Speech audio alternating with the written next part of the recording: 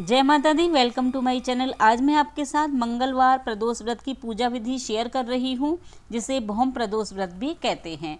बहुत बार ऐसे अच्छे पर्व आते हैं जिनमें पूजा करने से अच्छे फल प्राप्त होते हैं, जैसे बैसाख मास, सावन मास, कार्तिक मास और माघ मास में मंगलवार का आने वाला प्रदोष बहुत ही लाभकारी होता है, कर्ज से छुटकारा दिलवाता है।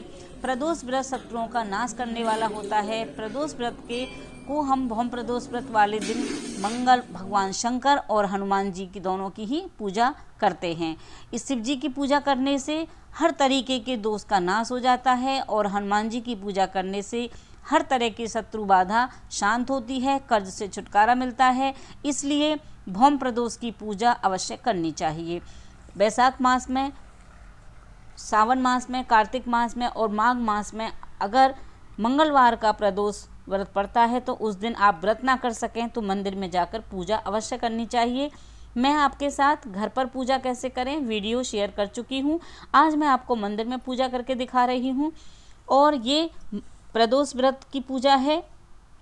आप इस तरह से हर सोमवार को, हर प्रदोष वार को भी ये पूजा कर सकते हैं। प्रदोष व्रत जो होता है वो विधि विधान से हम त्रयोदशी को जो दिन आता है उसको प्रदोष व्रत कहते हैं। वह जिस दिन का पड़ता है, जैसे सोमवार का पड़ता है तो सोम प्रदोष व्रत करते हैं। तो मैं इस तरह से आपके साथ सारी वीडियो शेयर कर चुकी हूँ। आज मैं आपके साथ भौम प्रदोष व्रत की वीडियो शेयर कर रही हूँ। ये हम जब व्रत करते हैं तो उस दिन हमें सूर्य उदय से पहले ब्रह्म मुहूर्त में उठ जाना चाहिए, नहीं तो 10 बजे से पहले ही हमें निर्वृत्त होकर भगवान शंकर का ध्यान करना चाहिए। व्रत वाले दिन भोजन नहीं करना चाहिए। सायंकाल को जब सूर्यास्त में घंटा भर शेष रह जाए तब स्नान कर्मों से निर्वृत्त होकर श्वेत वस्त्र धारण करने चाहिए। पूजा के स्थान को स्वच्छ जल से साफ कर लेना चाहिए और फिर हमें भगवान की पूजा पूर्वाभिमुख या उत्तराभिमुख होकर बैठकर करनी चाहिए। तो मैं आज आपके साथ पूजा की विधि और कथा दोनों शेयर करूंगी। वीडियो अंत तक देखिएगा। मैं कुछ ऐसे उपाय बताऊंगी आपको कि भौम प्रदोष व्रत करने से कर्ज से छुटकारा मिलता है, लक्ष्मी की प्राप्ति होती है, हमारे जीवन के सारे शत्रु, चाहे वो हमारे शत्रु कैसे भी हों, सबका नाश हो जाता है।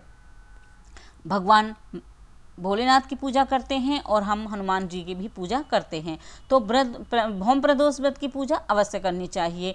इससे गोदान का फल मिलता है। जब हम ये पूजा करते हैं तो हमें काफ़ी यज्ञों का और गोदान का फल मिलता है। भौम प्रदोष के दिन पूजा करने से हर तरीके के कर्ज से मुक्ति मिल जाती है। कुछ उपाय और उपयोग करने से कर्ज और शत्रुओं से छुटकारा मिलता है। प्रातःकाल 10 बजे से पहले तो स्नान कर ही लेना चाहिए। अगर आप ब्रह्म मुहूर्त में ना उठ सकें तो 10 बजे से पहले उठकर हमें पूजा कर लेनी चाहिए और संकल्प लेना चाहिए।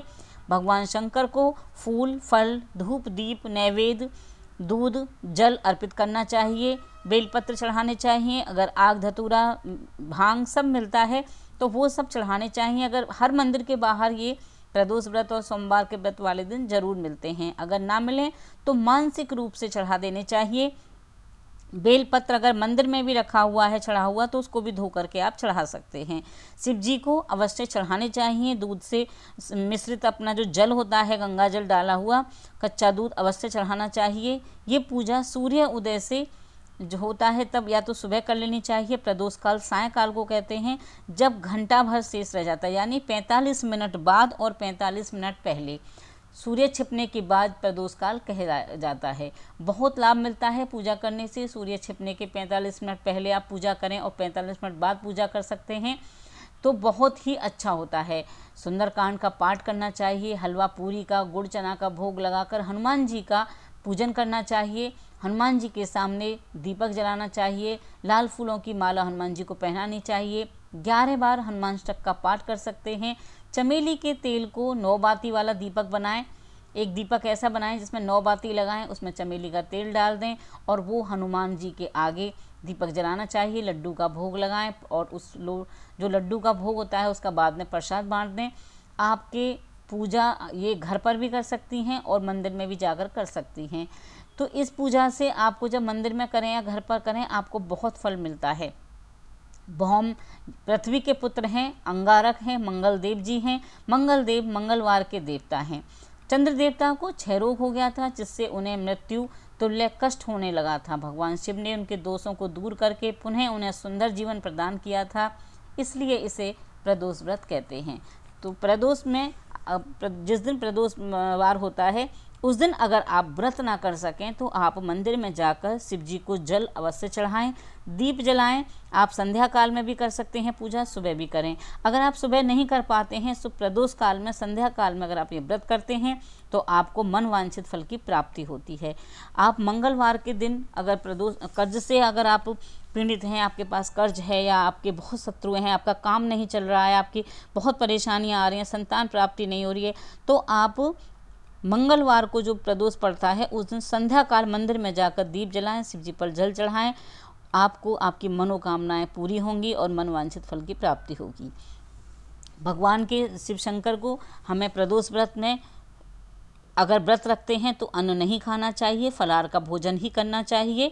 और ये अगर आप घर पर चौकी लगाकर पूजा करते हैं तो आप उस पर भी कर सकते हैं, नहीं तो जिस तरह से मैं आपको पूजा करके दिखा रही हूँ इस तरह आप मंदिर में जाकर भी पूरा कर सकते हैं। मैं ये पूजा आपको घर पर चौकी लगाकर कैसे करते हैं आप मेरी चैनल पर विजिट करेंगे तो आपको सोमवार की पूजा विधि, प्रदोष काल की में जो पूजा की जाती है वो विधि और प्रत्येक प्रदोषवार की पूजा विधि आपके साथ शेयर कर चुकी हूँ। एक बार आप हमारे चैनल पर विजिट कीजिएगा तो आपको सभी पूजाओं के वीडियो मिलेंगे।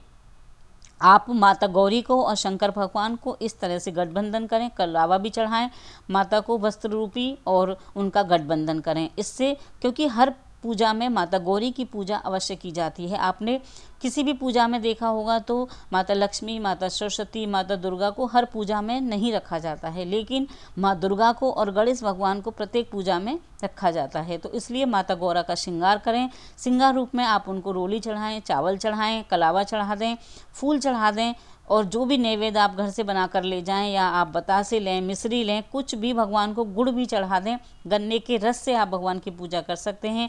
अगर आप गन्ने का रस चढ़ाते हैं तो आपकी आर्थिक स्थिति अच्छी बनी रहती है और धन के भंडार भरते हैं और धन के आगमन शुरू हो जाते हैं। काम धंधे अगर रुके हुए हैं तो काम धंधे भी बनने लगते हैं। तो इस तरह से मैं आपको दिखा रही हूँ कि मैं कैसे पूजा कर रही हूँ प्रदोष व्रत की। मंगलवार का प्रदोष व्रत है ये। और ये जो शिव जी हैं, शिवलिंग हैं, ये बहुत पुराने हैं। मुझे पता भी नहीं है कि ये कितने पुराने शिवलिंग हैं। मैं जब बहुत छोटी थी तब से मैं इसी शिव जी भगवान की पूजा कर रही हूँ। ये पृथ्वी से निकले हुए शिव जी भगवान हैं। कहते हैं ना कि जो जैसे मंगल देवता पृथ्वी के पुत्र हैं, तो ये शिवलिंग भी जमीन से ही निकले हुए हैं, जैसा मैंने सुना है, जैसा बहुत बुजुर्ग लोग बताते हैं। तो इनकी पूजा मैं कर रही हूँ और आपको दिखा रही हूँ ये वीडियो। और ये शिवलिंग बहुत पुराने हैं। ये खुर्जा शहर में है, जो बुलंदशहर ज़िले में खुर्जा शहर है, वहाँ पर ये शिवलिंग है और इनका नाम सिद्धेश्वर बाबा है। तो यहाँ आप जा सकते हैं और पूजा करने के लिए। ये सिद्धपीठ हैं, शक्तिपीठ हैं, सिद्धपीठ हैं। ये ज़मीन से निकले हुए हैं। इन शिवलिंग को यहाँ पर स्थापित नहीं किया गया है, ये ज़मीन से ही निकले हुए हैं। और अब मैं आपके साथ शेयर कर रही हूँ कथा प्रदोष व्रत की। तो भौम प्रदोष व्रत की कथा इस प्रकार है। सूत जी बोले, अब मैं मंगल त्रयोदशी व्रत का विधि विधान से आपको बताता हूँ। मंगलवार का दिन व्याधियों का नाशक है। इस व्रत में एक समय व्रती को गेहूं और गुड़ का भोजन करना चाहिए। देव प्रतिमा पर लाल रंग का फूल चढ़ाना चाहिए। स्वयं लाल वस्त्र धारण करने चाहिए। इस व्रत के करने से मनुष्य सभी पापों व रोगों से मुक्त हो जाता है। इसमें किसी प्रकार का संशय नहीं है। अब मैं आपको उस बुढ़िया की कथा सुनाता हूँ जिसने यह व्रत किया था और मोक्ष को प्राप्त हुई। अत्यंत प्राचीन काल की घटना है। एक नगर में एक बुढ़िया रहती थी। उसके मंगलिया नाम का एक पुत्र था। वृद्धा को हनुमान जी पर बड़ी श्रद्धा थी। वह प्रत्येक मंगलवार को हनुमान जी का व्रत रखकर यथाविधि उनका भोग लगाती थी। इसके अलावा मंगलवार को ना तो घर लीपती थी और ना ही मिट्टी खोदती थी। इस प्रकार से व्रत रखते हुए जब उसे काफ़ी दिन बीत गए तो हनुमान जी ने सोचा कि चलो आज इस वृद्धा की श्रद्धा की परीक्षा करें। वे साधु का वेश बनाकर उसके द्वार पर जा पहुँचे और पुकारा कि है कोई हनुमान का भक्त जो हमारी इच्छा को पूरी करे। वृद्धा ने यह पुकार सुनी तो बाहर आई और पूछा कि महाराज क्या आज्ञा है। साधु वेशधारी हनुमान जी बोले कि मैं बहुत भूखा हूँ, भोजन खाऊंगा, तू थोड़ी सी जमीन लीप दे। वृद्धा बड़ी दुविधा में पड़ गई। अंत में हाथ जोड़कर प्रार्थना की, हे महाराज, लीपने और मिट्टी खोदने के अतिरिक्त जो काम आप कहेंगे मैं वह करने को तैयार हूँ। साधु ने 3 बार प्रतिज्ञा करने के बाद कहा, तू अपने बेटे को बुला, मैं उसे औंधा लिटाकर उसकी पीठ पर आग जलाकर भोजन बनाऊंगा। वृद्धा ने सुना तो उसके पैरों की धरती खिसक गई, मगर वह वचन हार चुकी थी। उसने मंगलिया को पुकार कर साधु महाराज के हवाले कर दिया, मगर साधु ऐसे ही मानने वाले न थे। उन्होंने वृद्धा के हाथों से ही मंगलिया को औंधा लिटाकर उसकी पीठ पर आग जलवाई। आग जलाकर दुखी मन से वृद्धा अपने घर के अंदर जा घुसी। साधु जब भोजन बना चुका तो उसने वृद्धा को बुलाकर कहा कि वह मंगलिया को पुकारे ताकि वह आकर भी भोग लगा ले। वृद्धा आंखों में आंसू भरकर कहने लगी, अब आप उसका नाम लेकर मेरे हृदय को न दुखाओ। लेकिन साधु महाराज न माने तो वृद्धा ने भोजन के लिए मंगलिया को पुकारना पड़ा। पुकारने की देर ही थी कि मंगलिया बाहर से हंसता हुआ घर में दौड़ा आया। मंगलिया को जीता जागता देखकर वृद्धा की सुखद आश्चर्य हुआ और वह साधु महाराज के चरणों में गिर पड़ी। साधु महाराज ने उसे अपनी असली रूप दर्शन दिया। हनुमान जी को अपने आंगन में देखकर वृद्धा को लगा कि जीवन सफल हो गया। सूत जी बोले कि हे ऋषियों, इस तरह से बुढ़िया ने हर मंगलवार को वो हनुमान जी की पूजा करती थी और उसको हनुमान जी ने दर्शन दिए। तो ये मंगलवार को जो प्रदोष पड़ता है, ये उसकी कथा थी। इस तरह से आप मंगलवार को हनुमान जी की भी पूजा करें और शिव जी भगवान की भी पूजा करें। सामूहिक पूजा भी कर सकते हैं, इसलिए मंदिर में जाकर अगर आप पूजा करते हैं तो शंकर भगवान पर जल चढ़ाने के बाद फिर आप भगवान हनुमान जी को भी दीप जलाएं और प्रसाद का भोग लगाएं। कुछ भी नैवेद्य चढ़ा सकते हैं, गुड़ चना चढ़ा सकते हैं, हलवा पूरी चढ़ा सकते हैं, या आप कोई भी अन्न का, जैसे गुड़ और चने का जो चूरमा बनाते हैं, पराठा पूरी बना करके, चूरमे की वीडियो भी हमारे चैनल पर पड़ी हुई है, तो इस तरह से चूरमा बना कर ले जाएं, वो भी आप भगवान को अर्पित कर सकते हैं नैवेद्य के रूप में। इस तरह से आप भौम प्रदोष व्रत कर सकते हैं और व्रत ना करें तो पूजा अवश्य करें। 4 महीने ऐसे होते हैं जब उनमें भौम प्रदोष व्रत की ज़्यादा मान्यता होती है। कुछ पर्व ऐसे होते हैं जिनको हमें अवश्य पूजा करनी चाहिए। तो इस तरह से भौम प्रदोष व्रत में हनुमान जी की पूजा करें और शंकर भगवान की पूजा करें। आपको वीडियो अच्छी लगी हो तो वीडियो को लाइक करें, शेयर करें। आप हमारे चैनल पर बने रहें। हमारे चैनल पर आपको पारंपरिक तरीके से सरल विधि से बहुत ही सरल विधि से पूजा पाठ, व्रत, त्यौहार की वीडियो मिलेंगे। तो मैं आपके साथ इसी तरह से अपनी जो भी पूजाएं होती हैं शेयर करती हूँ। जो मैं स्वयं पूजा करती हूँ वही वीडियो मैं आपके साथ शेयर करती हूँ। इस तरह से आप शाम को भी भगवान के शिव जी, जहाँ भी कोई मंदिर है, अगर पूजा नहीं कर पाएँ तो आप अगर रास्ते से आ रहे हैं तो आप शिव जी भगवान, कहीं भी शिवलिंग आपको मंदिर दिखता है तो उसमें भी आप दीप जला सकते हैं या फूल चढ़ा सकते हैं, प्रसाद चढ़ा कर आ सकते हैं। वह भी भगवान आपकी पूजा स्वीकार करेंगे। कई बार हम कहीं जा रहे होते हैं, रास्ते में कोई शिव जी का मंदिर पड़ता है तो हम वहीं से एक लोटा जल लेकर भगवान पर चढ़ा सकते हैं, पुष्प चढ़ा सकते हैं। भगवान अति प्रसन्न होते हैं।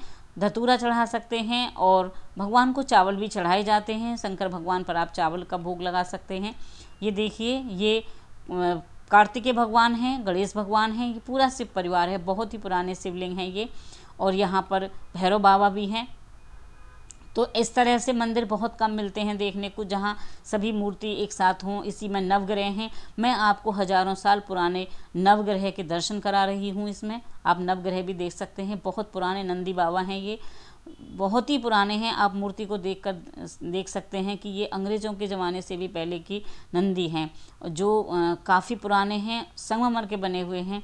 और इस मंदिर में आने का मुझे सौभाग्य मिला तो मैंने सोचा ये वीडियो आपके साथ भी शेयर करूं कि आप इस तरह से भगवान की पूजा कर सकते हैं, व्रत कर सकते हैं। आपको वीडियो अच्छी लगी हो तो लाइक ज़रूर करिएगा। हमारे चैनल पर बने रहिए। Till then, bye bye. जय माता दी।